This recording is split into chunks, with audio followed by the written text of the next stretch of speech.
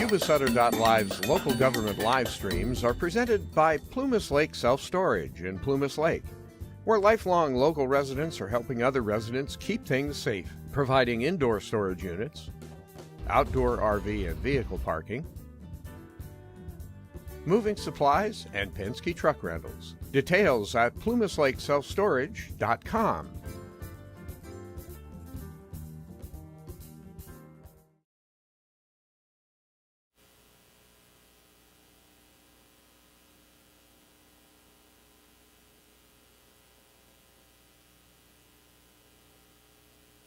Thank you. Mary, roll call, please. Yes. Supervisor Vasquez? Here. Supervisor House? Here. Supervisor Fuhr? Yes. Supervisor Bradford? Here. Supervisor Messick? Here. Thank you. Great. Thank you, Mary. Next up, I have a Chair of the Board statement for 2025. Colleagues, staff, and members of the public, as we prepare to elect our 2026 Chair and Vice Chair, I want to take a few minutes to reflect on what this board and county staff accomplished together in 2025. This past year was defined not by a single vote or project, but by steady progress, collaboration, and an ongoing commitment to serving a growing and diverse county. What follows is a snapshot of some of that work, grouped not by meeting date, but by impact. In 2025, the board made significant progress on infrastructure that supports safety, mobility, and long-term economic growth. We advanced major transportation projects across the county, including the Plumas Lake Boulevard Interchange Phase 2, the East Linda Gateway and Lyndhurst Corridor revitalization efforts, the Safe Routes to School projects in West Linda, and many road rehabilitation and shoulder widening projects in rural parts of the county. We approved and closed out multiple state of good repair and striping projects, including improving safety and reliability on local roads. We authorized planning and feasibility studies for future bridge and transportation improvements, ensuring we are preparing, not reacting. We partnered with Yuba-Water, OPUD, and the City of Wheatland on the South County Infrastructure Project, which should break ground this year. Just as important, the board placed a strong emphasis on planning and zoning, the policies that shape growth long before construction begins. In 2025, we authorized contracts to update the Yuba County General Plan and the Plumas Lake Specific Plan, two fundamental documents that will guide land use, housing, infrastructure, and economic development decisions for years to come. These updates are critical to align land use policy with today's housing needs, infrastructure capacity, and climate realities, provide clarity and predictability for residents, businesses, and developers, ensure growth is paired with transportation, utilities, flood protection, and public services. We also approve zoning and planning actions that support orderly, fiscal responsible growth, including service area annexations, oversight of capital facilities fees, levy impact fee agreements, and track mapped processing, ensuring that new development contributes fairly and does not shift costs to existing residents. Beyond individual projects, the board worked to keep Yuba County grant ready and aligned with the region. Through our partnership with SACOG and participation in the 2025 Blueprint, we strengthened our competitiveness for state and federal funding and ensured Yuba County remains an active, respected voice in regional planning discussions. Taken together, these actions reflect a board focused on connecting people to jobs, services, and each other while planning responsibly for growth. Public safety remained a core responsibility and a priority for this board and the county throughout the year. We strengthened law enforcement capacity through targeted hiring authority, equipment investments, and interagency partnerships. We approved multiple agreements supporting jail, medical, and behavioral health services, school resource and campus officers, and event-specific public safety at major venues in the county. We invested in emergency preparedness, including emergency broadcasting partnerships, wildfire fuel reduction efforts, support for watershed protection, and illegal cannabis grow suppression. Continued modernization of facilities and technology supporting our first responders in the county. These decisions weren't just about enforcement, they were about preparedness, coordination, and protecting both residents and responders. The board prioritized the health and human services side of county government. We expanded and renewed services for behavioral health, substance use treatment, child, adult, and family protective services, and veteran services and workforce programs. We took steps to explore local control of aging services, positioning Yuba County to better serve seniors directly. We supported housing stability and homelessness prevention through state and regional funding programs. We advanced collaborations with school districts, nonprofits, and regional partners to better align health, education, and social services. We are meeting people where they are and ensuring county systems work together rather than in silos. Good governance requires continual attention, and in 2025, the board focused on strengthening how the county operates. We updated and adopted purchasing and contracting policies, salary schedules, and workforce classifications, and we launched our advanced workforce development and recruitment initiatives and Blue Zone's workplace wellness participation. We fill dozens of boards, commissions, and committee appointments, ensuring that community voices remain a part of county decision-making. We held strategic planning workshops to align county priorities across departments. These efforts reflect a shared belief that strong internal systems and our Yes to Yuba mindset lead to better public service for our residents and our partners. Beyond our county borders, this board played an active regional role. We supported legislation and advocacy efforts related to forest resilience, flood protection, Brown Act reform, and fair funding for rural counties. We strengthened collaboration with neighboring counties, cities, tribal partners, and with Beale Air Force Base. We showed up as a thoughtful regional partner, advocating for rural perspectives while remaining engaged in statewide solutions. As chair, I was continually reminded that progress in county government is rarely loud, but it is meaningful. In 2025, the board delivered results by showing up, asking hard questions, respecting different viewpoints, and staying focused on outcomes for our constituents. I want to thank my colleagues for their professionalism, our county administrator and department heads for their leadership, and county staff for the work they do every day on behalf of our residents. I'm proud of what we accomplished together and confident that this board is well positioned for continued success in 2026. So with that, Mary, I'll turn it over to you. So this is a time and place for nominations for chairman of the Board of Supervisors for 2026. So, you guys, I wanted to have a little talk here. I've been thinking about this for a couple of weeks, and not what we talked about, but the long tradition of the board is to be going in order. And we've skipped over Seth last year for 1 year, and then we talked about skipping Andy so we don't have a new person. So I would like to nominate Seth Fear for the office of chairman, and if you guys would not, I would like to stay on as vice chair so we get back to the tradition of the order we've always been in for the county. So with that, I nominate Seth Fear for the office of chairman. Through the chair, I will go ahead and mention that we will repeat this 3 times in case there's any other nominations. So I will go ahead and repeat. Are there any further nominations for chairman? I will nominate Supervisor Messick for chair. Are there any other further nominations for chairman? Are there any further nominations for chairman? There being no more further nominations, we will go ahead and I will, I move that I will go ahead and do a roll call vote on our first elected supervisor. So Supervisor, I'll go ahead and grab my sheet here. Supervisor Vasquez. This is for election for Seth Fear as chairman for 2026. Supervisor House. Yes. Supervisor Fear. Yes. Supervisor Bradford. No. Supervisor Messick. Yes. Okay. With that motion, motion passes, so we do not have to go to the second nomination. So Supervisor Fear is nominated chairman for 2026. We will now move on to vice chairman for the Board of the Supervisors for 2026. I will now entertain a motion. I'll nominate Supervisor Messick. I'll second. Okay, I won't take a second on this Okay. one yet. I'll go ahead and repeat that 3 times. So are there any further nominations for vice chairman? I'd like to nominate Supervisor House for vice chair. Okay, any other further nominations for vice chairman? Any other further nominations for vice chairman? Due to the fact that we have 2 nominations, I will go ahead and do a roll call vote on the first nomination of John Messick as vice chair. Supervisor. No. Yes.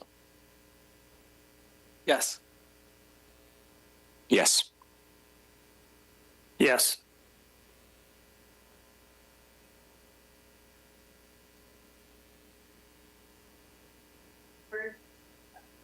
The election of the officers for 2026 is now concluded.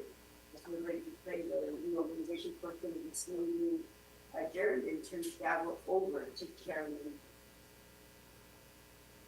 Do we need to move positions or? Yeah. You need by county council.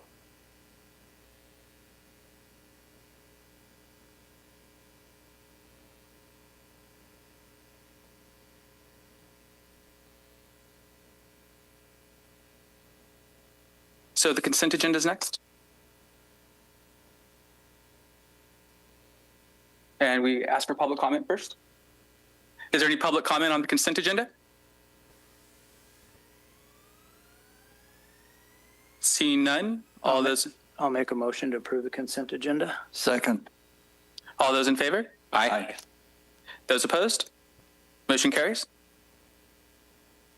And so then we will go on to the special proclamations, presentations. Thank you. Javier Zepeda.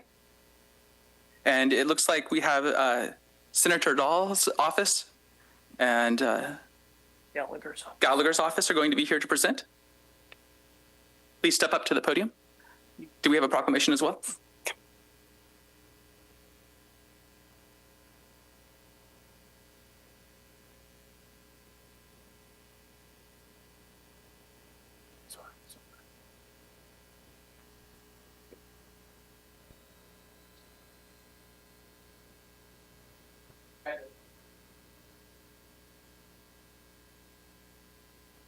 Hello and good morning, everyone. How are we doing today? Good, good. My name is Tasha Weaver. I'm with Senator Megan Daly's office. It's a pleasure and an honor to be here today. When I was asked to attend today, I saw that it was for Peace Officer of the Year, and I thought, my gosh, what an accomplishment to be honored, to be recognized by your peers, by your community, to say thank you so much for what you have contributed to the community, to Yuba County, and I'm sure outlying areas as well. I know that the senator is a very strong supporter of anyone that is willing to go ahead and provide safety and reassurance to the community that they serve. And in this status here, we have a resolution that is honoring you for such that. This is actually a joint resolution. It's on behalf of Senator Megan Daly's office and Assemblyman Gallagher's office.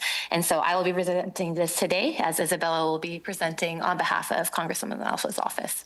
So we just want to say thank you so much for everything you've done for the community, and wish you many more years, and hope to see you again soon, honoring you for something more. Thank you. Good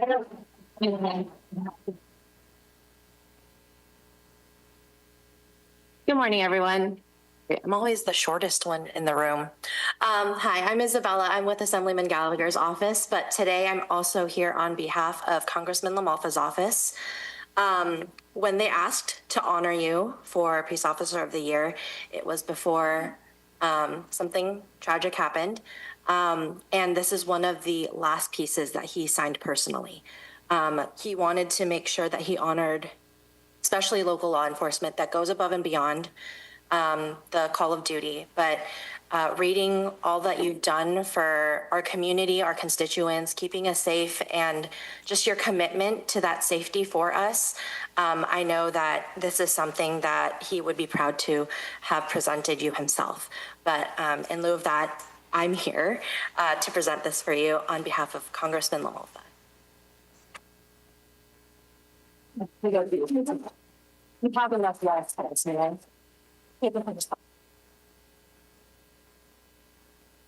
So I believe it's customary that we read some of the highlights of your career. So if I may. Whereas Javier was raised in the Yuba-Sutter region and graduated from River Valley High School, he furthered his education at Yuba College and Sierra College, studying criminal justice. While at Yuba College, he played football and soon discovered a passion for law enforcement, enrolling in the Yuba College Modular Police Academy and graduating in 2016. Whereas Javier began his career with the Yuba County Sheriff's Office in 2015 as an extra help correctional officer, soon after graduating, he was hired as deputy sheriff. Javier is a dedicated and highly respected law enforcement professional currently assigned to the Problems-Oriented Policing POP team, where he has emerged as an informal leader within both the team and the Sheriff's Department, earning the trust and respect of peers and supervisors alike. Whereas Javier consistently demonstrates exceptional work quality, sound judgment, strong investigative ability, and extensive job knowledge, setting a standard of excellence that reflects positively upon the Sheriff's Department. He has contributed significantly beyond his primary assignment, having served as Deputy Sheriff Association President until August 2025, and remaining an active member of the Officer-Involved Shooting and Critical Incident Team, and enhancing departmental capabilities through the acquisition and deployment of K9 Primo narcotics detection. In 2025 alone, Javier authored approximately 30 search warrants, was responsible for the seizure of no less than 1 kilogram of cocaine, 75 pounds of methamphetamine, 3 ounces of fentanyl, 53 firearms, and approximately $36,000 in asset forfeiture, substantially contributing to the reduction of gang and narcotics-related crime within the community. Javier remains committed to continuous professional development by staying current on case law and demonstrating advanced expertise in drafting complex search warrants, including those involving social media and PIN register technology, leading to a successful arrest of individuals who had long evaded capture or were wanted in major investigations. Now, therefore, be it resolved, the Yuba County Board of Supervisors hereby commends Deputy Javier Zepeda for his outstanding service to the citizens of Yuba County and on being selected 2025 Peace Officer of the Year. Congratulations.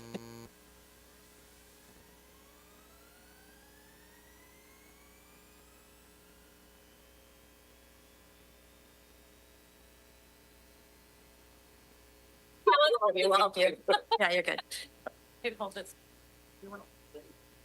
Over here, this. Other way. Oh, we're now doing pictures on this side. You want us down there still? Oh, yeah, please. Maybe.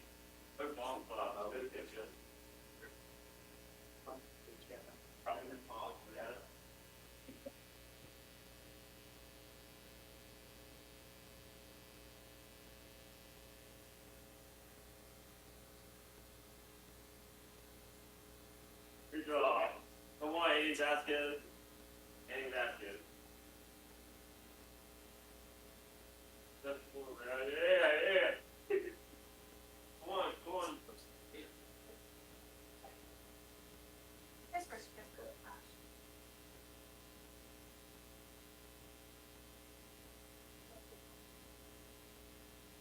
This week on Yuba-Sutter.live, Government Watch, presented by Plumas Lake Self-Storage at plumaslakeselfstorage.com.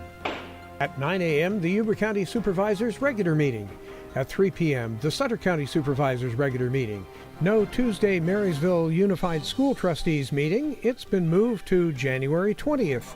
But there will be the regular 7 p.m. Tuesday Yuba City Unified School Trustees meeting. Then at 7 p.m. Thursday, it's the Olivehurst Public Utilities District Directors meeting in the fastest growing part of Yuba County.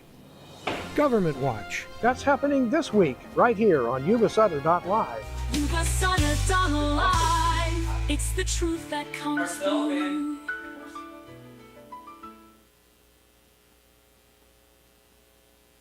And sir, I'm going to have you pronounce your name to me one more time. Awesome. All right, well, we would like to honor the sergeant. Marcel was born and raised in Rotterdam, Holland, where he served in the Royal, and I'm going to kill this, Marchese Dutch military police force from 1986 to 1999. He held the position of patrol officer, motorcycle officer, immigration officer, detective, and team lead of the crowd control unit. He also deployed to Egypt as part of a multinational force and observer in international peacekeeping force. Marcel moved to the Yuba-Sutter area in 1999 after marrying the love of his life, Kathy. He continued his career in law enforcement and joined the Yuba County Sheriff's Department in 2000 as a deputy sheriff, assigned to the jail division. He was promoted to the position of corporal in 2006 and soon after was promoted to the position of correctional sergeant in 2007.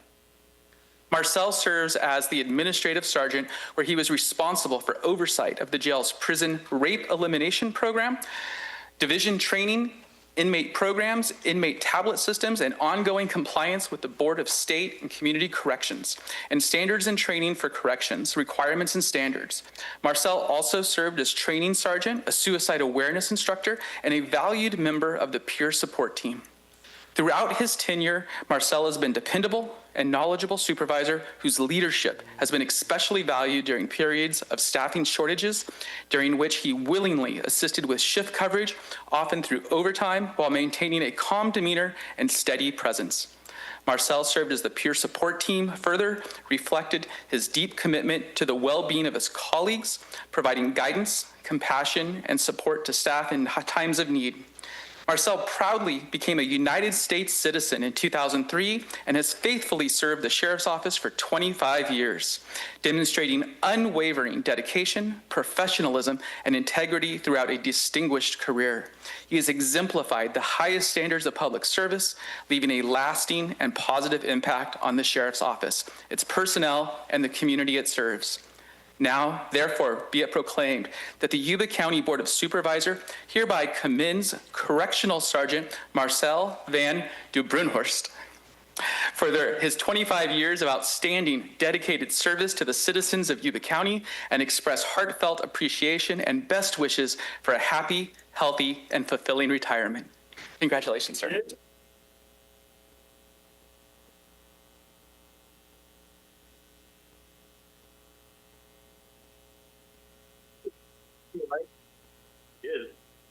Would you like to take pictures? Oh, I'm sorry. Jump in real quick as well.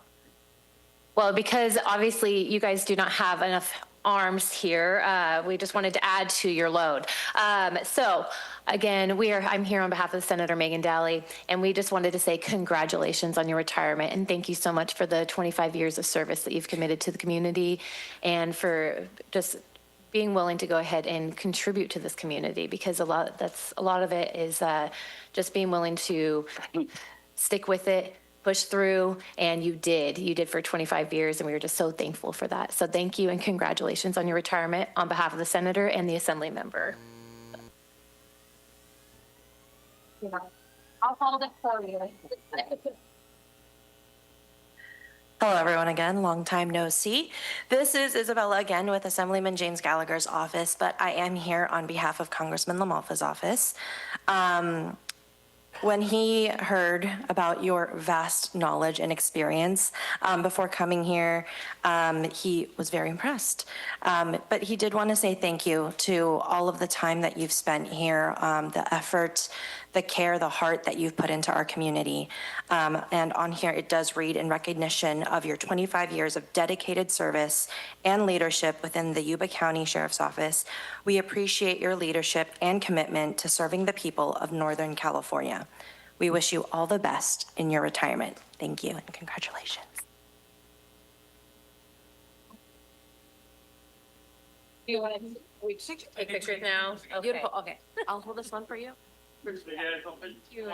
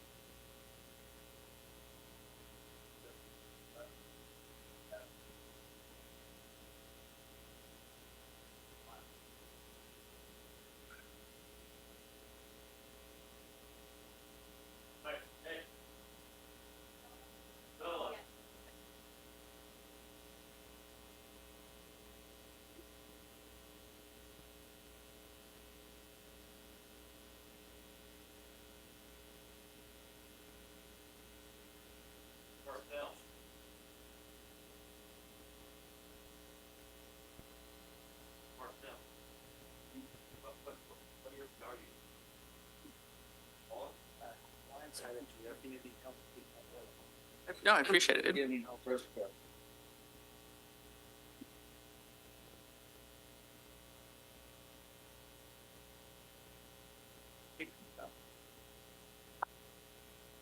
So I believe our next presentation is from the Salvation Army captain. Thank you so much for coming. He came at my request. We have an event that's occurred in our community, and I'm hoping he can tell us some of the high points of what the legacy is.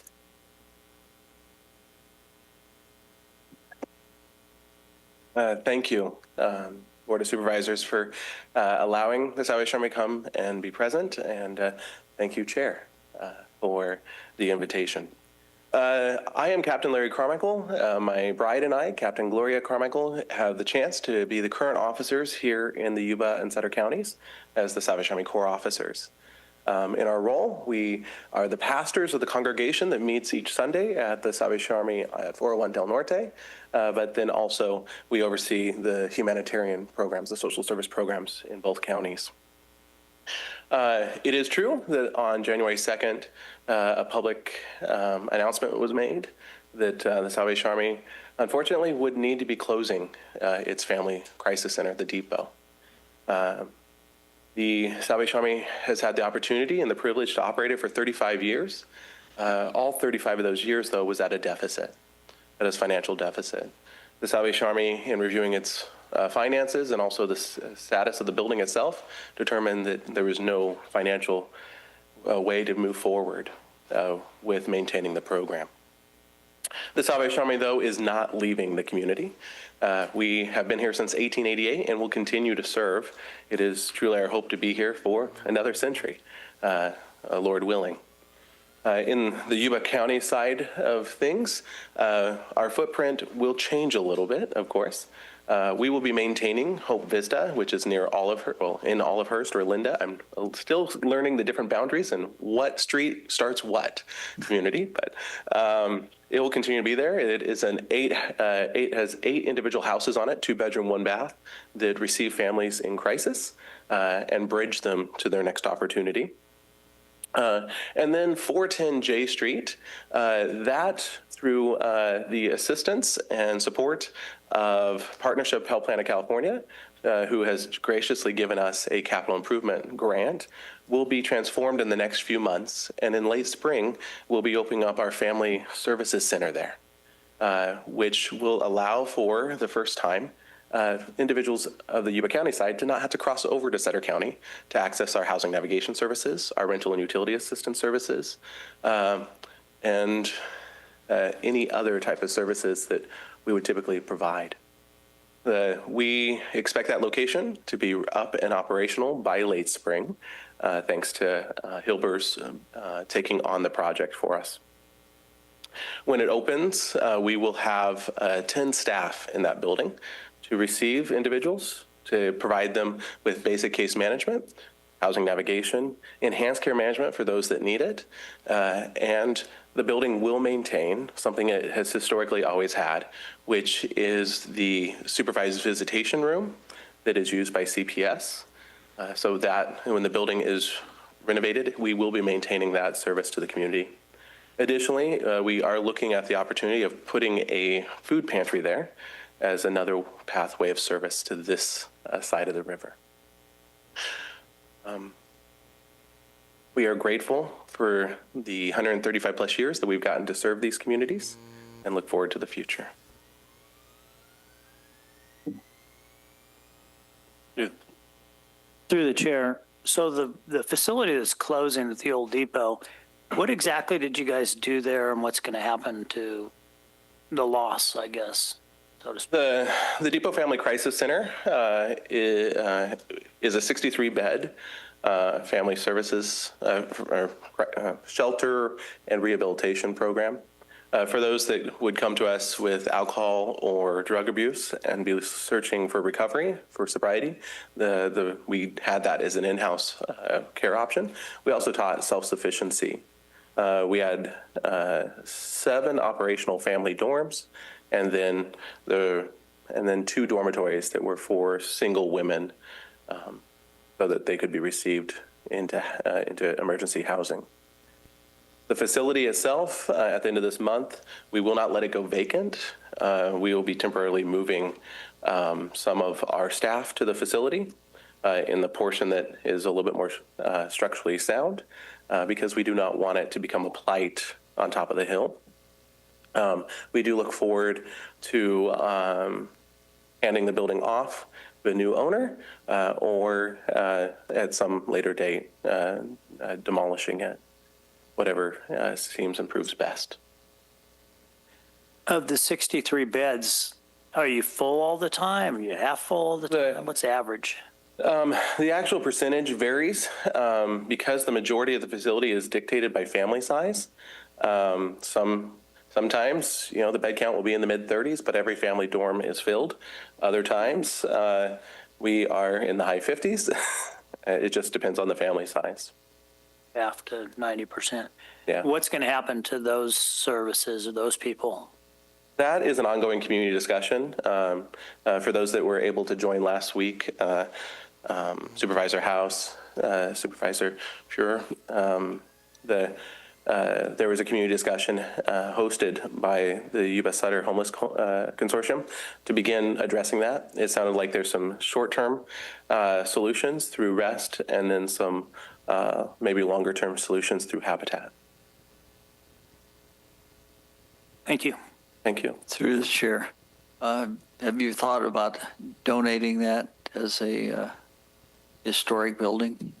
The building, although it is old, does not qualify for the historic registry, so we're not sure how we would go about doing that. And through the chair, yeah, last week we had a pretty informative meeting. He went over from a base level, you know, how many families are served there, you know, 9 family rooms or so, and some repairs the building needs and the challenges of occupying the area next to the active freight line. And then on top of that, the fact that it's operated at a deficit and that, you know, the region kind of steers money toward some facilities that are in Butte County, but also operates what we have in the county that remains.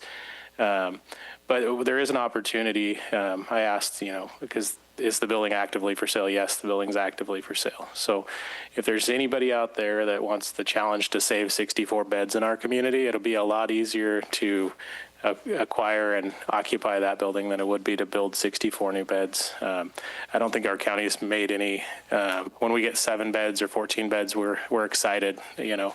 So the challenge would just be put out to, you know, our staff to get creative on ways that we might be able to partner with somebody in the private sector even, or even if there's anybody listening out there that's representative of Habitat or Harmony Health, anybody else that might be able to stand up some housing, even if it's not a full program. I think it's just a good opportunity to save that space for that purpose. Not many other people are going to want to be right next to a 3.1 earthquake every time a freight train comes by. So, but it still is a roof over the head. The family style rooms, it's one of the only ways that our homeless families can get housing together. And I just hate to lose it. So just the challenge has been presented. So Kevin, if you could entertain that as well. And the emails that I've received since then have been, there's a regional group that offers would be presented to, but they don't have an asking price or anything else. So it might be something they could deal with. And then the other challenge is that it's a railroad lease for the property itself, and so those can be transferred. So that's not a difficult task. So. Yeah, the current lease is a year-to-year lease, okay. And so the transfer would be pretty straightforward. Yeah. Thank you again for presenting to the whole county. Thank you. Thank you. Any other comments? So my only point is I think you serve around 500 people a year through that shelter. Individuals, yes. Households, about 150. And that's just an incredible loss it's going to be for us. And it definitely makes me sad. I am glad that the other services will be continuing. And I look forward to working with you in the future. Thank you so much. Thank you. God bless. Community Service Development and Service Department.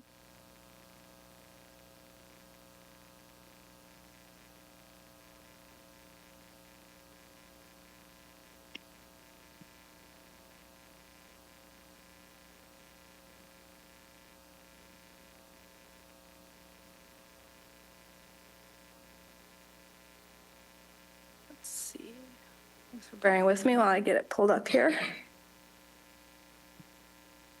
Good morning. Good morning, Chair, members of the board. My name is Ashley Potocznik. You've seen me here before, and today I'm here to present to you the quarterly update from Q4 of 2025. So that's October through December.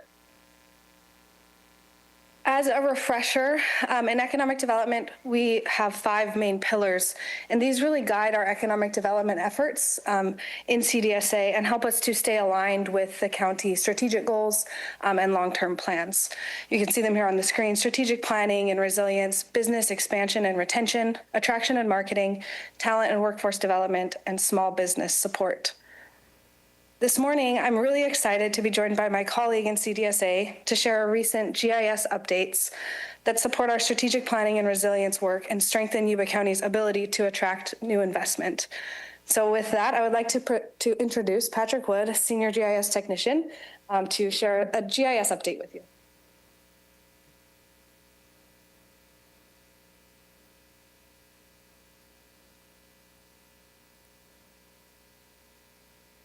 Thank you, Ashley, and thank you, Mr. Chair. My name is Patrick Wood, and I joined Yuba County back in August as a senior GIS technician. And today I'm excited to share how we are modernizing our spatial data to better serve the county. Before I dive in, I'd like to give a quick roadmap about where we are going to be going today. So first, we're going to talk about what GIS is. We're then going to talk about the progress that we have made in 2025. Then we'd like to talk about the plans that we have for 2026. So first, GIS stands for Geographic Information Systems. It's a technology that is used to create, manage, analyze, and map all types of data.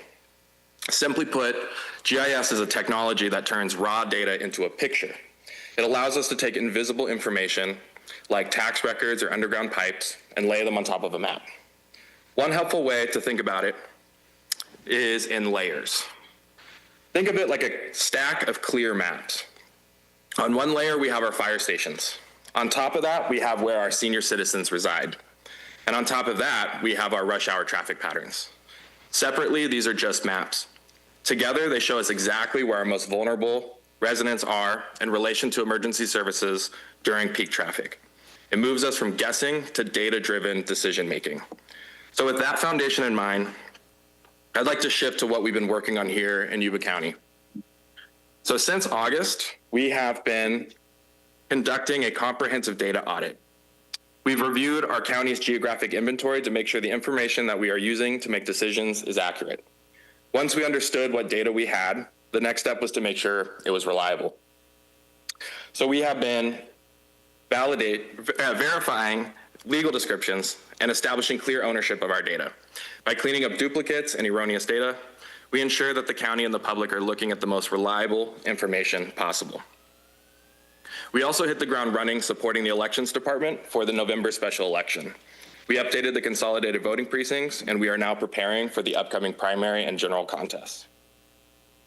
That work that we did in 2025 has laid the groundwork for what comes next. So looking ahead to 2026, our focus shifts from internal cleanup to public access and usability. In 2026, we are replacing our old GIS data catalog with a modern GIS portal. This will be a user-friendly, one-stop shop for the public can access verified county data. And to show what a modern system looks like in action, I'd like to quickly demonstrate the King County GIS portal. So the King County GIS portal is a modern, user-friendly platform that gives the public easy access to verified county data through interactive maps and applications. One particular relevant example is their parcel viewer. The application allows users to search by address or by parcel number. So for example, we'll search 400 Broad.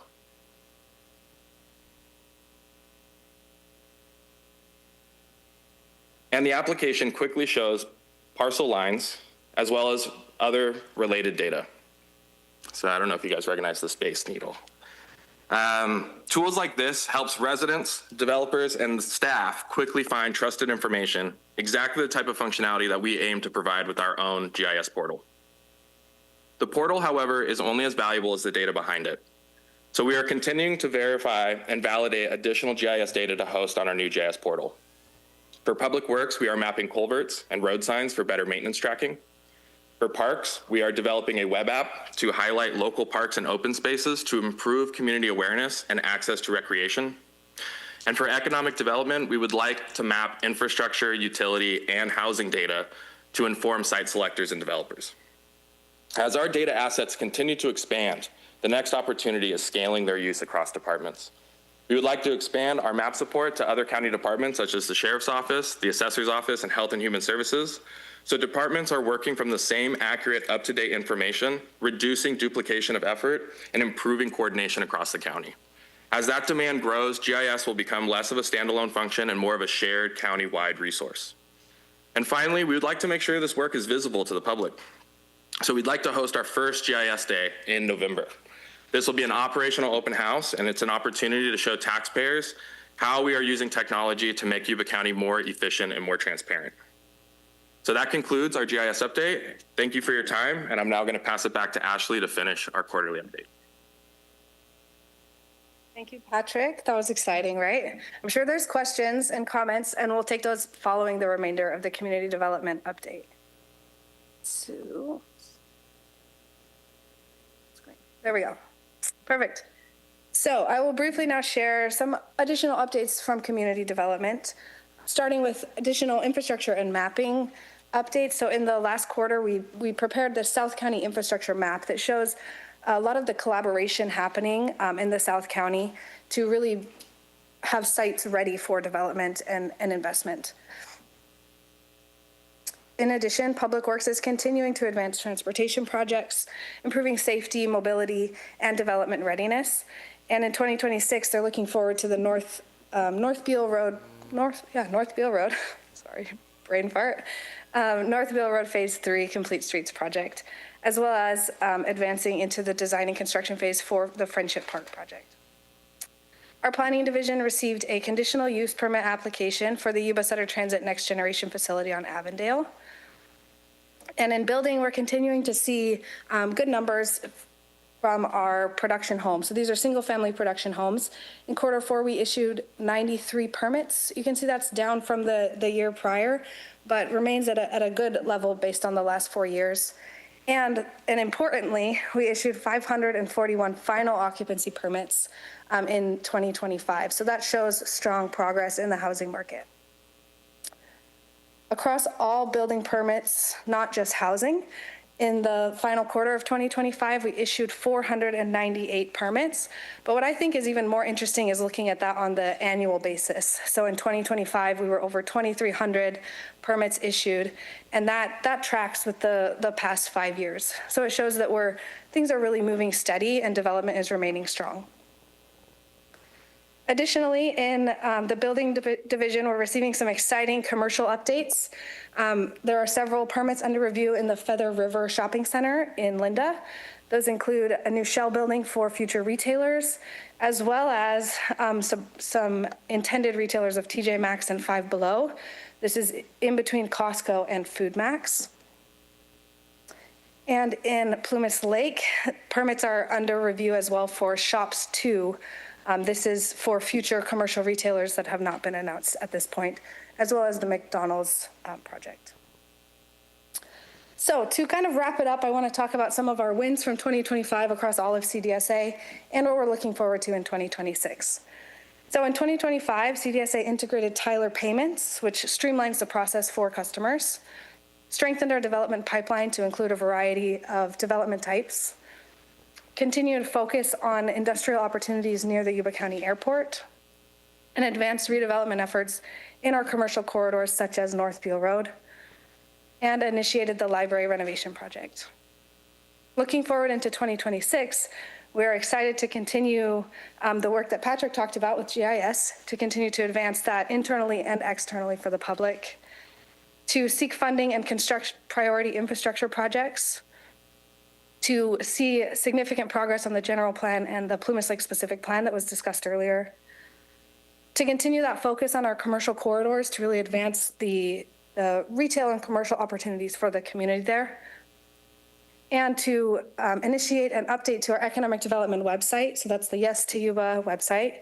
It will be updated to align with county branding and to better serve our business community. So as always, this is a team effort. We all work together in CDSA, from public works to planning to the airport. We're all working together with the same goal, and that's truly Yes to Yuba in action. And so we're really grateful to present these updates to you. And if you have any questions or comments, we'd be happy to entertain those. Through the chair.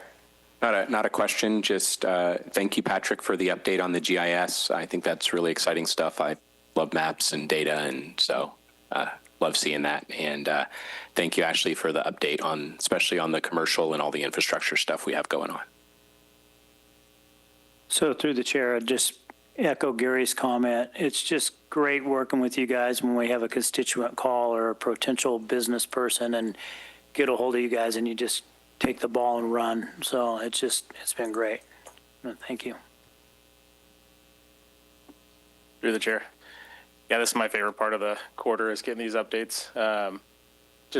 I know we kind of breezed over it, but the transit center is going to be a huge add for West Linda, an area that's kind of been a wasteland for a lot of years, literally a wasteland. But so love to see the drive to fill that whole Northville corridor with some proactive businesses that might want to be there, where you're going to have an employment hub of 100 employees and multi-modes of transportation coming into one spot. So, and then just it's exciting to see that, and it'll be a big change for our transit system, having instead of having a horseshoe route where everything starts in Marysville and ends there, they can get creative with how they want to serve the South County too. So it's going to be a good time to be part of Yuba County. Thank you. Thank you. Thank you. Mary, if you'd like to read public communications. Yes, any person may speak about any subject of concern, provided it is within the jurisdiction of the Board of Supervisors and is not already on today's agenda. The total amount of time allotted for receiving such public communication shall be limited to a total of 15 minutes, and each individual or group will be limited to no more than 3 minutes. Prior to this time, speakers are requested to fill out a request to speak card and submit it to the clerk of the Board of Supervisors. Please note, no board action can be taken on comments made under this heading. And through the chair, we do have one card only and no one on Zoom. Yes, so the card that we have is from Tony Farley.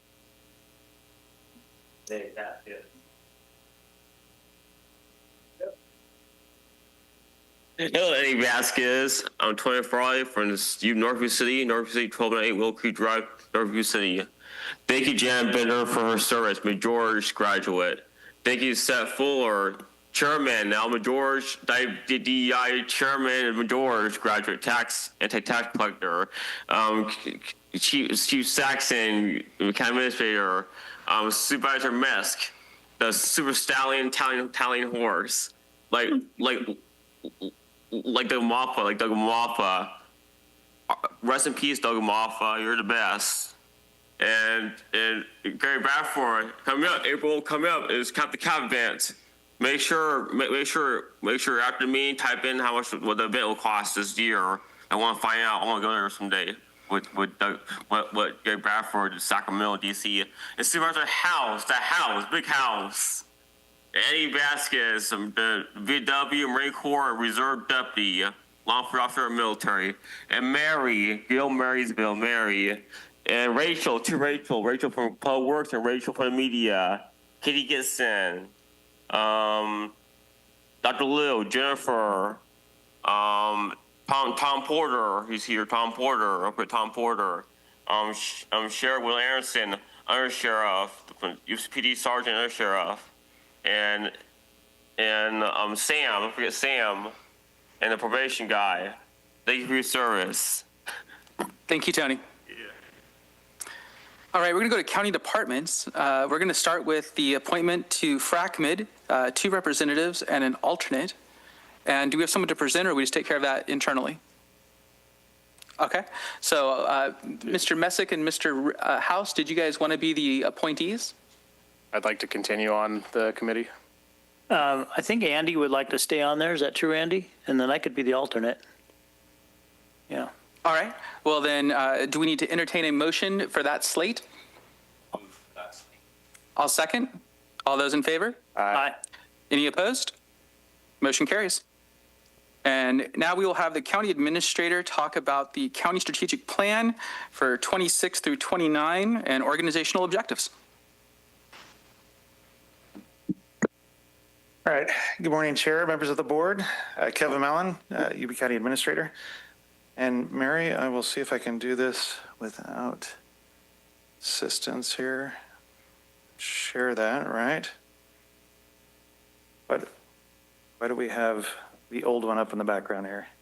I just need to expand this. All right, there we go.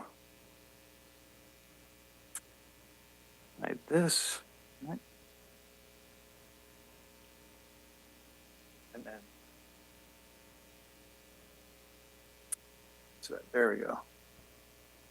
All right. There we go. We finally got it. And I could hide this away too. Hide floating panel. There we go. Yeah, well, it always seems to get in the way of whatever text it is the board members are trying to read. All right, so now we got that out of the way. Good morning, and I'm before you today to present an update to the county strategic plan. The board, as a point of reference, the board adopted our current strategic plan in July of 23. And in that strategic plan, there we go. And this was the format of that strategic plan that we currently have in place. The current strategic plan, you know, it kind of outlines as an organization our purpose, the direction we want to head, and how we operate. And those are outlined through, you know, the county, the strategic plan's mission, vision. We have our long-term goals we call pillars, and then our operational values. And so this format has served us well starting in 2023. Prior to that, we had more of a kind of like a strategic plan pamphlet, I would call it. You know, we had our mission and vision, but we didn't have a lot of substance as far as what we wanted to achieve as an organization. So this was our kind of first crack at getting down to more of the specifics on what we want to achieve. And so the current plan, down to the specifics, we included in the plan some 3-year objectives that we wanted to achieve. And and attached to the staff report is kind of a summary of some of the things as an organization that we've accomplished for reference. And of course, Supervisor Bradford, I think, did an excellent job of just looking at all the things we accomplished just in this past year that relate back to the strategic plan and our objective and the objectives we wanted to accomplish. But some of the feedback that I've received related to the strategic plan from our leadership summits that we do annually with all department managers is that we do have too many goals, sub-goals, and we get down to a point where some of the objectives that are identified in the plan are more tactical and specific, so it's hard for other departments to relate. It might be one specific department or one specific program in a department has an objective, and what ends up happening is you end up with the rest of the organization kind of ignoring the objective, for lack of just being blunt.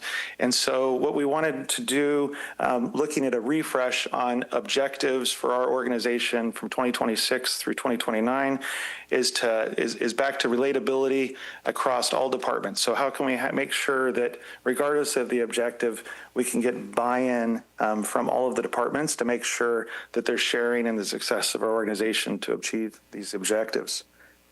So the plan that's being presented to the board today, some of this updated framework, it still has the same, obviously it has our new brand, which was something that we we've done since the 2023 strategic plan was adopted.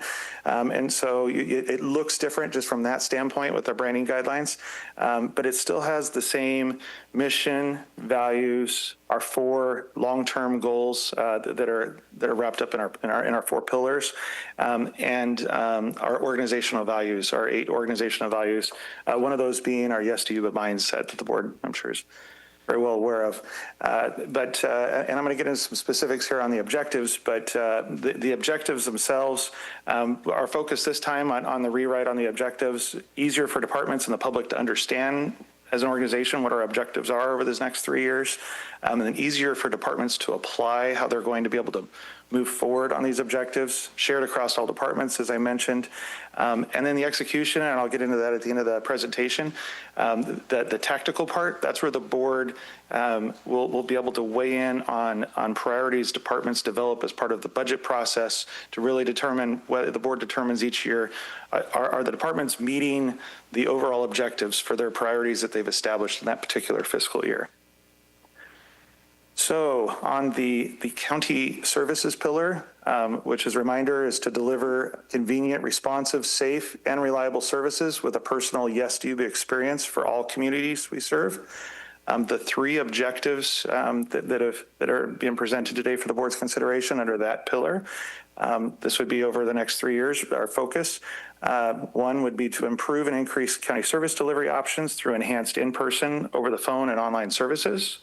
Strengthen the community's awareness and connection to services, ensuring their physical, mental, and fiscal health needs are addressed. And then finally, enhanced public safety through county department and local agency collaboration and partnership.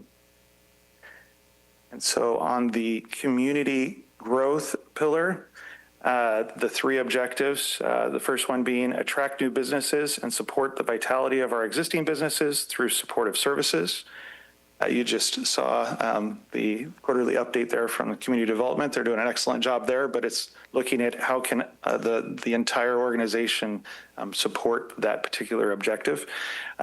Enhance county infrastructure and partner with local districts to provide infrastructure that meets community needs. Ensure that agriculture, natural resources, and rural communities are preserved and protected when determining how the future growth of our urban areas will be accommodated.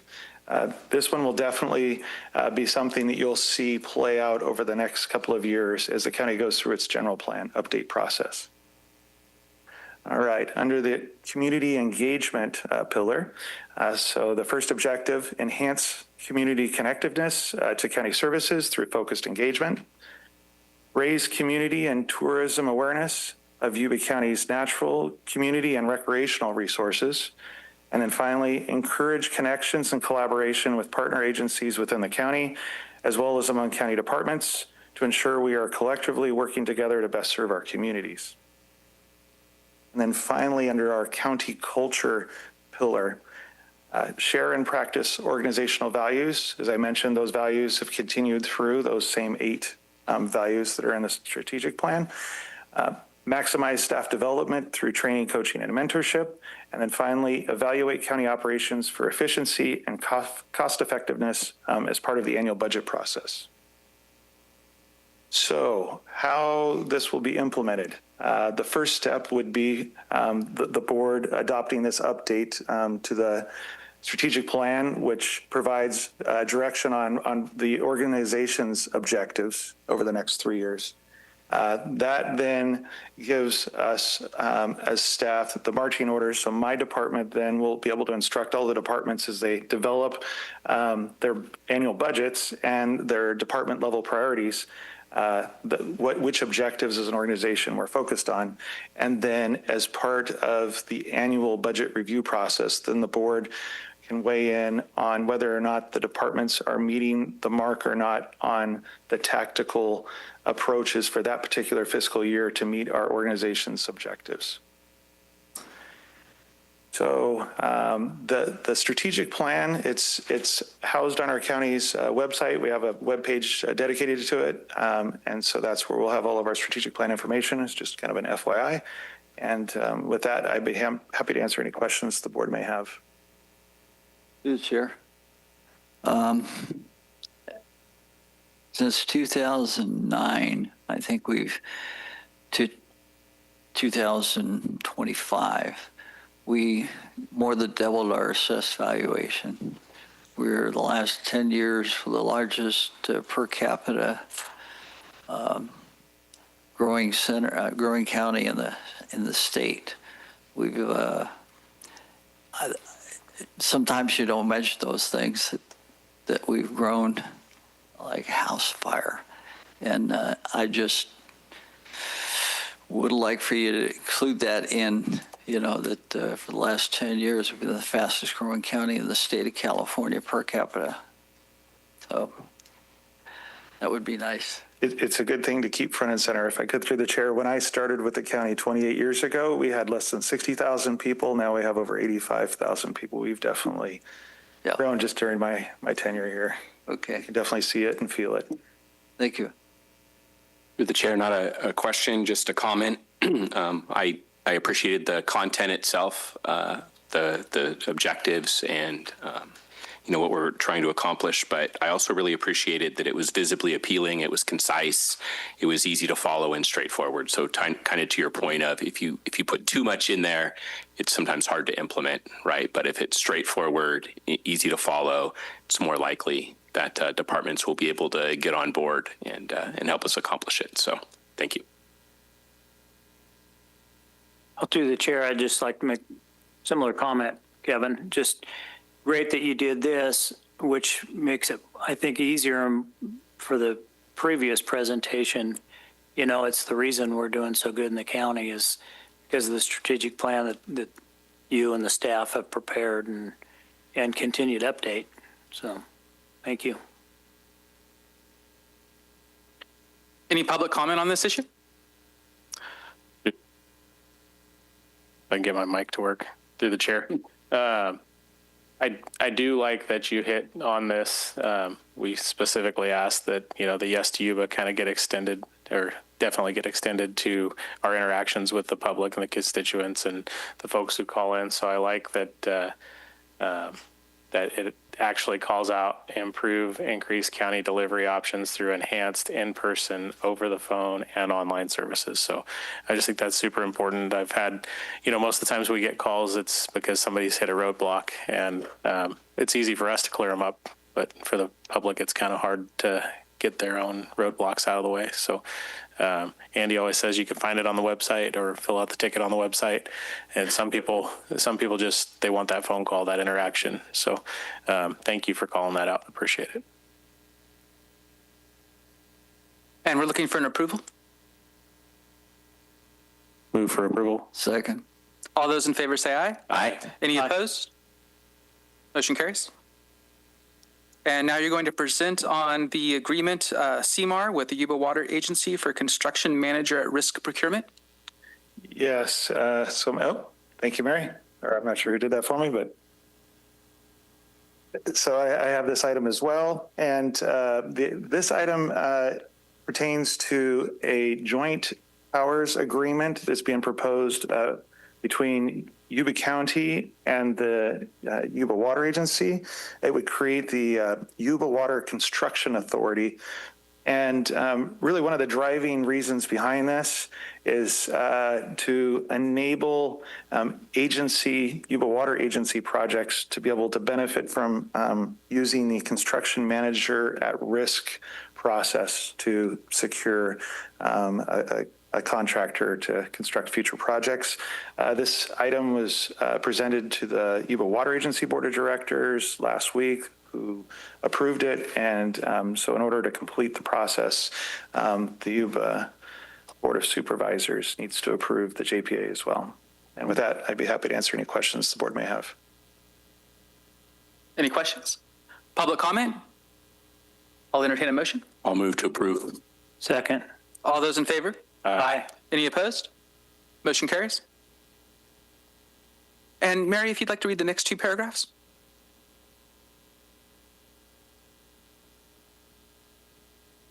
If you challenge in court the action or decision of the Yuba County Board of Supervisors regarding a zoning, planning, land use, or environmental protection matter made at any hearing described in this notice, you may be limited to raising only those issues you or someone else raised at such hearing or in written correspondence delivered to the Yuba County Board of Supervisors at or prior to such hearing.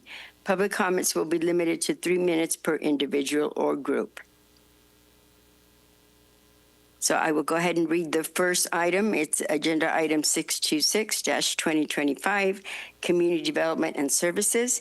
Ordinance, hold public hearing, waive second reading, adopt ordinance amending section 2.110.150 of chapter 2 of 1110 of the Yuba County Ordinance Code relating to vehicle operations at the Yuba County Airport. I'm opening the public hearing. Thank you, Chair and members of the board. My name is Jason Copping. I work for Community Development and Services Agency and have a fiduciary responsibility to manage our Yuba County Airport. As you may recall, last month on the December 9th meeting, I stood before you to introduce this ordinance update. And again, I am simply here today to hold this public hearing and waive the second reading. And respectfully invite the board to consider voting for and adopting this ordinance, which would be amending ordinance section 2.110.150 of chapter 2 of the Yuba County Ordinance Code relating to vehicle operations. And to summarize again for the board, this is really just giving the team at the Yuba County Airport the tools they need to allow non-contract holding members of our public to enter and access the secure areas and facilities of the Yuba County Airport. Some of those populations and audiences may include limousine drivers arriving to pick up artists who are going to perform at the amphitheater or at our Hard Rock Casino. Or it could be a mechanic who is traveling to work on somebody's aircraft who no longer wants to coordinate with that aircraft owner to obtain access, and they would like to obtain that access themselves in order to apply their trade. In last month's meeting, the context was heavily cited towards the population or the audience of ultralight operators who would like access to the Yuba County Airport. This would also, just like those other populations who may have a need to access the airport, give the airport the tools they need to appropriately manage equally all members of the public who want access to the Yuba County Airport. Having said that, I want to actually bring again before the board that after the December 9th meeting, the airport team was admonished to hold a public workshop in which we did, and I don't have the exact number of attendees, but it was well over 20 attendees in a room to work through some of the outstanding issues.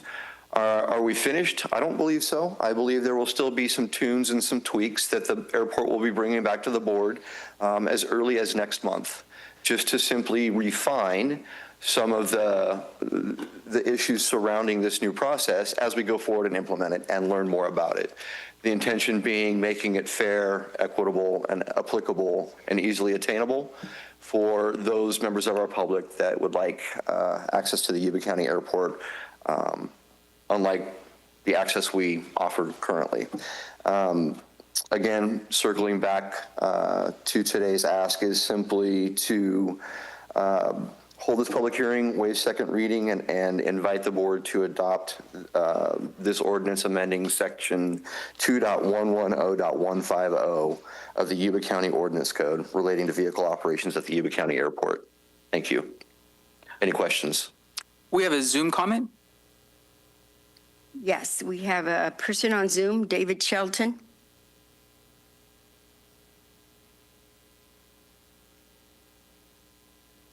David, if you can unmute your mic.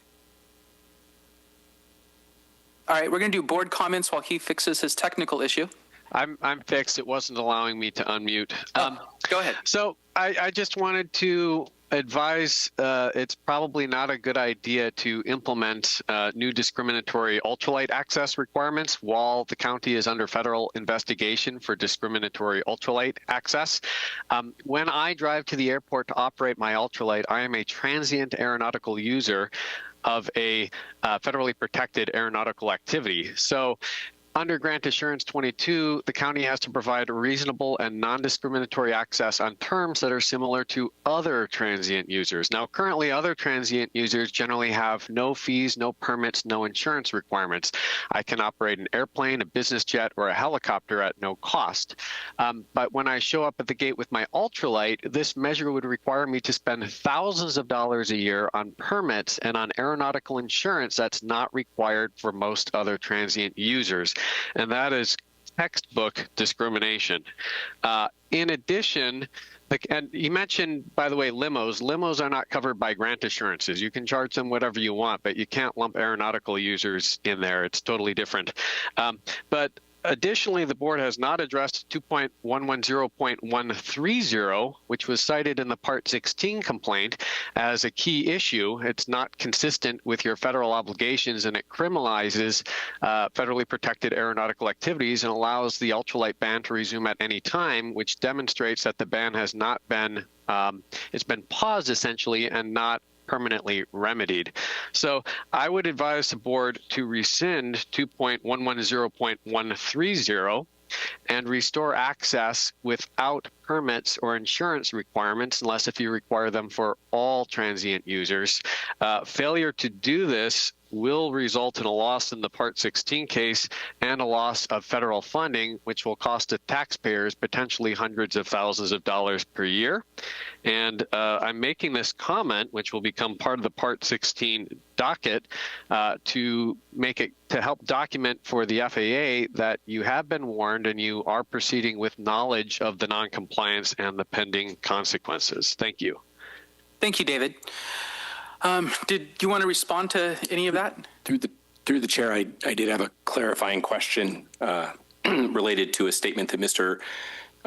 Shelton made and my understanding of this ordinance. If I understand correctly, we're not requiring aeronautical insurance. We are requiring motor vehicle insurance for anyone who will be accessing the airport through a gate. Is that a correct understanding? So again, I don't want to misspeak. Okay. And this is, again, one of those items that is in flux.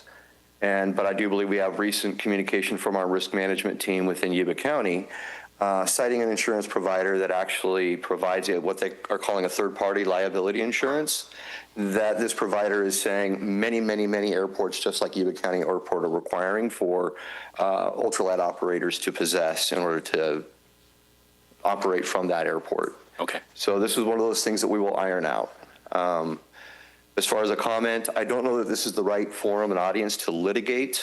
We are in a formal Part 16 process. Mr. Shelton is well aware. We have responded in kind, in a timely fashion to those things. And I believe the elements that are being brought up via email and in today's comments are addressed in the appropriate responses that have been proffered on the federal Part 16 case. Through the chair, Jason, just so I can clarify, I have a friend that has an airplane on a trailer, now has a hangar, but he had an airplane on a trailer that he'd kept at his house in Browns Valley, and on Saturdays or Sundays, he'd trailer it down with his pickup, and you guys had him provide insurance and Correct. access to get in. He'd unload it out there and then fly it, and it was a regular registered and numbered aircraft. Same with somebody has, we had a spray helicopter on a trailer that we would trailer around. If we wanted to come in and fly from the airport with a helicopter, a registered helicopter on a trailer, we would have to pay the same access fee, and that's how it's always been, from my understanding. Right. So, okay. Just want to clarify that. So the question, and maybe I'm misunderstanding, is the vehicle who is trailering is required to have insurance, but are we now adding an extra aeronautical insurance liability because of our risk management team's recommendation? It's a liability insurance requirement that is like every other person who has access to that same space that they provide to the county. So, because I think the argument is how we classify things and which things are exempted and which things aren't. If somebody flies a plane from Sutter County to Yuba County, then we are having a very light burden on them. And if they are instead trailering their plane into the airport and then taking off from our strip, then we are having a higher burden on them. Is that accurate or inaccurate? Okay. And so if an ultralight were to take off outside of the airport and then land in the airport and then retake off from the airport and go land outside of the airport, there would be none of these requirements. Correct. Okay. All right. Any other questions or clarifications? Through the chair, I just wanted to thank you guys again for presenting the facts. You know, Mr. Shelton has sent a lot of email communications about how he feels it's discriminatory against just the ultralights, but I like the clarification that, you know, it's everybody who uses the airport in that manner is required to bring the same insurance levels and the same process.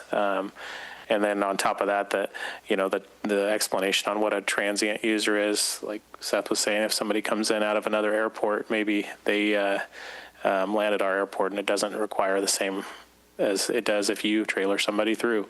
Those are all things that the public would probably want to hear and know.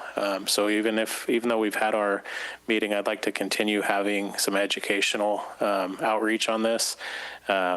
To anybody that does show up at the airport, maybe have I know you probably already have a packet of stuff for them, but maybe have a box with a sign on it out there that has all the details on it, so they can educate themselves, and a hotline or a number they can get a hold of somebody, so they know they're doing the right thing, but also make it easy for them to transition once we do let them back on. Are we currently letting ultralights fly? So if the board adopts today, in 30 days from now, the ordinance will be in effect. Okay. I believe after the last meeting, we got an affirmative head nod to go ahead and start allowing. Yeah. We have received a few phone calls, but no one has come to the airport office as of yet or contacted us directly to go through the full process and obtain access as we have described. Okay. Well, thank you again for the clarification and for dealing with going through and unsubstantiating the claims and things that have been made against the county. So appreciate that. And so today would be the final reading, and then it would go into effect. But it is, of course, still going to be changed or amended as these public meetings. Will there be more public workshops? Will there be more community input? We received at the end of December, so it's been a couple of weeks, from the FAA guidance that we should change the pattern for ingress and egress for ultralight operations from the location that has been designated at the Yuba County Airport. We will be requesting just a quick touch point meeting with those players from the FAA to make sure we're all aligned and on the same page before we go and make that change.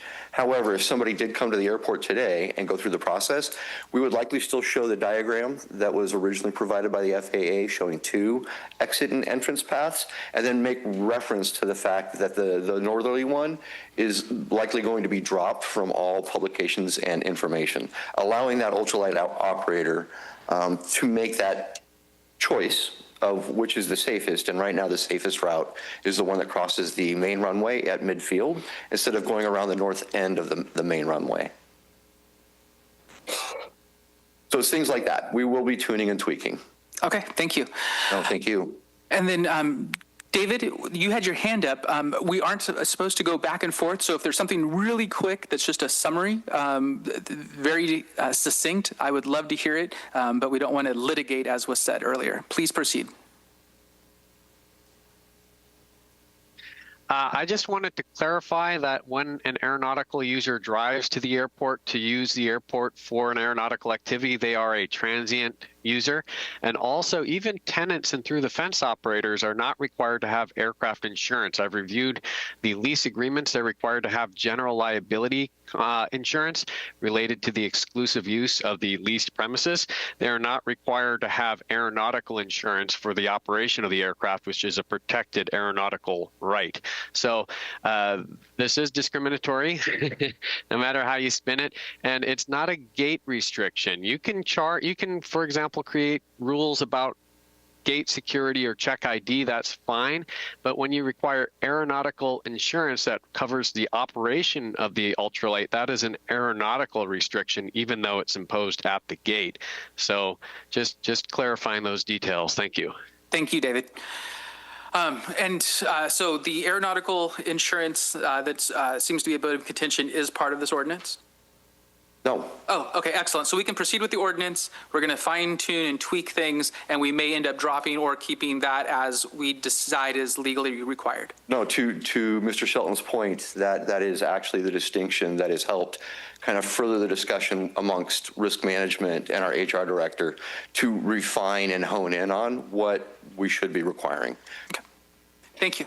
And it will be through the chair, it will be the same as everybody else. It's correct. That equality or that equal playing field is very important to us at the Yuba County Airport.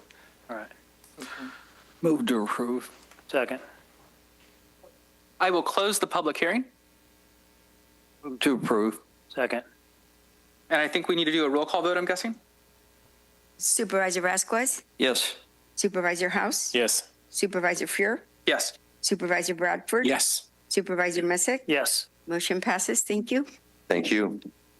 Community Development and Services Ordinance, hold public hearing, waive reading, and adopt ordinance adopting the developmental agreement with Habitat for Humanity Yuba-Sutter, a California nonprofit public benefit corporation for the development known as Fernwood Village. Opening the public hearing. Good morning, Chair and Board of Supervisors. I'm Kevin Perkins from Community Development. This project has been a long time coming. It's been about a decade in planning, so it's exciting to get to this point where I think we're nearly done with the administrative approvals. But before you is a development agreement or a contract between the county and Habitat for Humanity to gain site control or ownership of the Fernwood Park property. And Linda, I'll give you guys a little bit of background and some timelines on how we came to where we are right now. It's been, as I mentioned earlier, it's been a while, and there's been a lot of approvals and guidance from your board to get us to this point. So Fernwood Park is effectively a 7-acre park in Linda. The park is developed with, I think, 3/4 of an acre of a play facility, and the remaining 6+ acres is undeveloped. And over the years, there's been a number of maintenance and or vagrancy issues that have happened at this park that have made community development look at this and look at how we could redevelop the park to make it a better use for the county.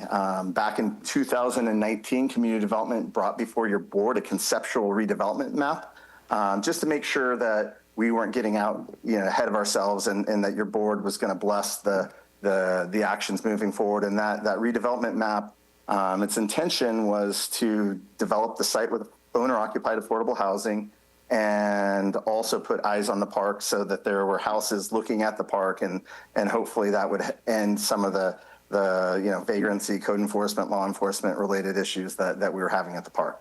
So based off of that conceptual map, your board gave CDSA staff approval to start moving forward with it. We received in 2020-ish community development block grant, planning grant that paid for the mapping and the engineering of the subdivision related to developing this site.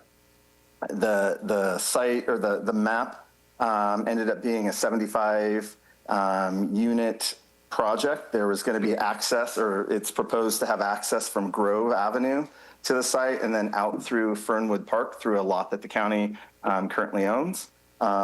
So we ended up doing that, and the map went to our planning commission and your board in 2024 and received approval of that. As part of that 2024 approval, your board also gave CDSA direction to release a request for proposal to find a qualified developer to develop the site for affordable housing and gain site control or ownership.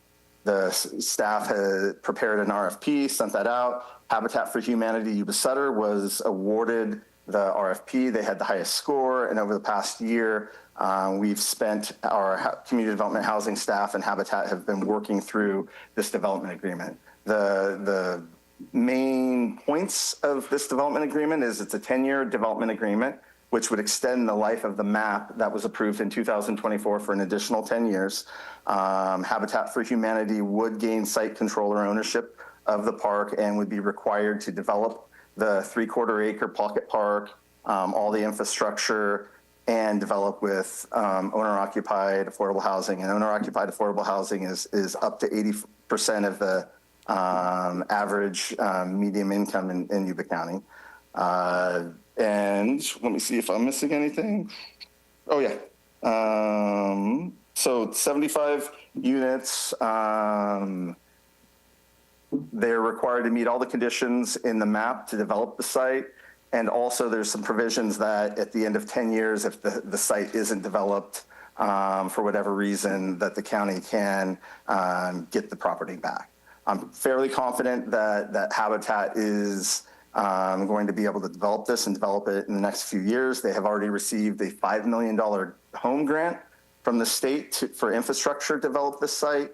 So, I'm really happy and excited for this. The development agreement did go to the Planning Commission at the last Planning Commission meeting, and the Planning Commission voted 5-0 to recommend that your board approve it. I'm here to answer any questions you guys might have on the project or the terms of the development agreement, and I wanted to let you know that representatives from Habitat for Humanity are here as well. So thank you so much. Any questions or comments? Get my microphone to work. I'd just like to invite Habitat to come up and speak to the project a little bit, give us a little summary on what we can look forward to in this next 10 years or sooner.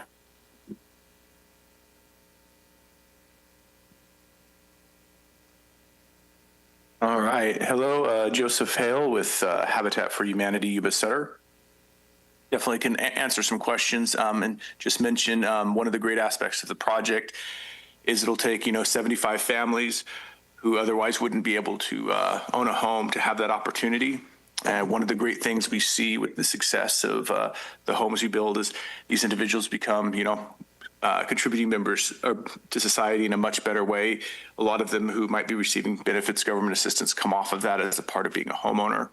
And it gives them kind of that interest in being really community oriented because, they have the opportunity to own a home.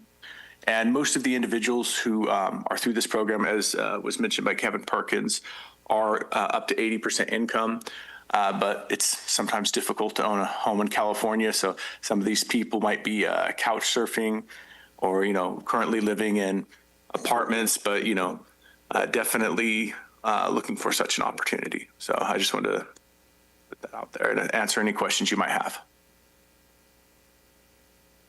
Thank you for the quick update there. Just so you refresh my mind on this. Are we planning on full accessibility in that small section too? We're going to have sidewalks and everything else, or is this kind of like zero lot line type of project? So there should be sidewalks. There's going to be 3 roadways that'll go through there. There's going to be a park included in the design, and should look much like any other, I think, portion of the town. So.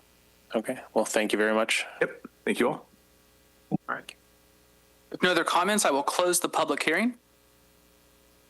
I'll make a motion to approve. I'll second. We'll do a roll call vote. Supervisor Vasquez? Yes. Supervisor House? Yes. Supervisor Fuhr? I abstain. Supervisor Bradford? Yes. Supervisor Messick? Yes. Motion passes. Thank you. Thank you. If you want to do correspondence, Mary?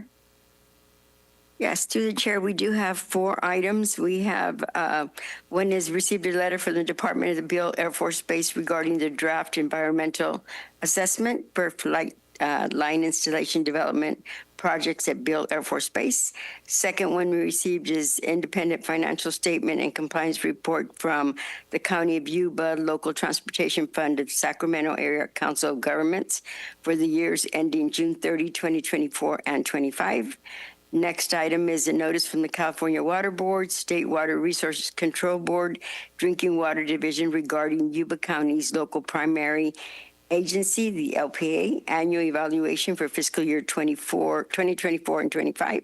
And the last one is 4 notices from the California Fish and Game Commission regarding notice of proposed 90-day extensions of emergency action, notice of public scoping session, and notices of proposed changes in regulations. Board and staff member reports. Andy? Going on a tour of the tunnel on the 15th. So the water board was really quick in supplying us the time to actually go see it before they fill it back up again. Thank you. Yeah, and District 2 Supervisor Rennickhouse, the first year in office has been really great. It's been great to get to know all the staff and not just the constituents' concerns, but being able to kind of bridge those areas of communication that help our county feel like it's a great place to live and work. We all know it's a prosperous county. It's the fastest growing county, as Andy says, and the ability for our staff to interact with the constituents is just huge, and to feel supported in a community on all fronts, whether it's HHS, it's the planning department, planning commission. The momentum that we have in the county of just building houses is not it. You know, it takes that whole effort of staff direction from their leadership at a staff level to their supervisor, making sure that they understand what the constituents' needs are. So, kind of sad news about the depot, but I'm just want to reiterate that challenge is open. So if you're part of one of those communities that could partner in that, don't count it off. Okay. But we don't need to spend $20 million to get 64 more beds. This might be one of those opportunities where we can get that for a relatively low cost. And yeah, just wanted to say too that we have all of our commissions kind of kick off in January. So as you guys know, we serve on a lot of boards and commissions throughout the county. And so most of those are monthly or quarterly or bi-monthly, and they all have meetings in January and February. So your supervisors are going to be very busy, but if you have any questions or concerns, continue to reach out, and just thank you guys for a great year. Speaking of committees and commissions that we serve on, two that I am honored to serve on are SACOG and RCRC, represent the county on those. Like we picked leadership for the board today, those organizations picked leadership at their December meetings, and I'm excited and honored to say that I was chosen as the SACOG Vice Chair in 2026, and that means I'll probably have the opportunity to be Chair in 2027. And at RCRC, I was able to join the Executive Committee representing our region, which is Napa, Sonoma, Lake, Solano, Yolo, Yuba-Sutter, and Colusa, and that'll be a 2-year term for 26 and 27. So excited to elevate Yuba County's voice both regionally and in rural policy around the state. My turn. Thank you, Gary, for stepping up with RCRC. I know you work very hard at that and represent us very well. I am going to be out of the state the 23rd through the 26th. I will be reachable by phone or text, email, but I don't always check those, so text or call if you need anything. And I will not be at the tunnel outage tour Thursday because I'm speaking at the Yuba-Sutter Board of Realtors, and it's just want to continue to praise our staff. I called Ashley yesterday and I'm like, hey, I'm speaking there if you can get me any info. So she's going to get me a bunch of stuff to talk about at the Board of Realtors. If there's anything any of you want me to include to promote Yuba County, please let me know. That's it. Thank you. Thank you, Supervisor House and Supervisor Messick, for your support. I appreciated it. I'll try to enjoy being chair as much as possible this year. I look forward to working with you guys, and meeting adjourned.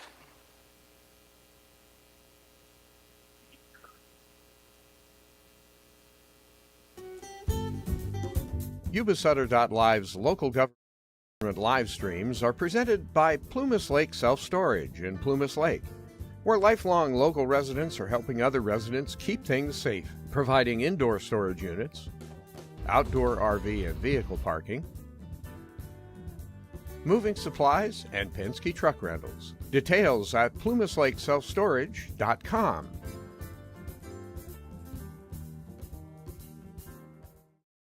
Hi, I'm Neil Goforth of Comfort Keepers of Yuba, Sutter, and Nevada counties. Caring for elders or even yourself has challenges. Comfort Keepers of Yuba, Sutter, and Nevada counties can help you address today's issues, and plan for tomorrow with in-home and specialized care for you or your family members. Call us at 530-749-8800. Comfort Keepers of Yuba-Sutter and Nevada counties. In Yuba County, there's a legendary diner. Delicious. Oh my gosh, thank you so much. Where the parking lot tells a story. A story as simple as biscuits and gravy. The food is good. The prices are wonderful. My dad has so many friends here that come here, and it's my dad and mom have known Mary Jane and her dad before Duke. Duke's Diner on 7th Avenue, home of legendary chili, holiday pies, and generations of local residents preparing tasty, hearty food for generations of local people. Join Mary Jane and her genial associates as they serve meals you'll come back for. Duke's Diner on 7th Avenue, Olivehurst. Today on Yuba-Sutter.live, Government Watch, presented by Plumas Lake Self-Storage at plumaslakeselfstorage.com. At 3 p.m., the Sutter County Supervisors regular meeting. No Tuesday Marysville Unified School Trustees meeting. It's been moved to January 20th. But there will be the regular 7 p.m. Tuesday Yuba City Unified School Trustees meeting. Thursday Government Watch. It's the 7 p.m. Thursday Olivehurst Public Utilities District meeting, covering the fastest growing part of Yuba County. Government Watch, right here on Yuba-Sutter.live. Yuba-Sutter.live. It's the truth that comes through.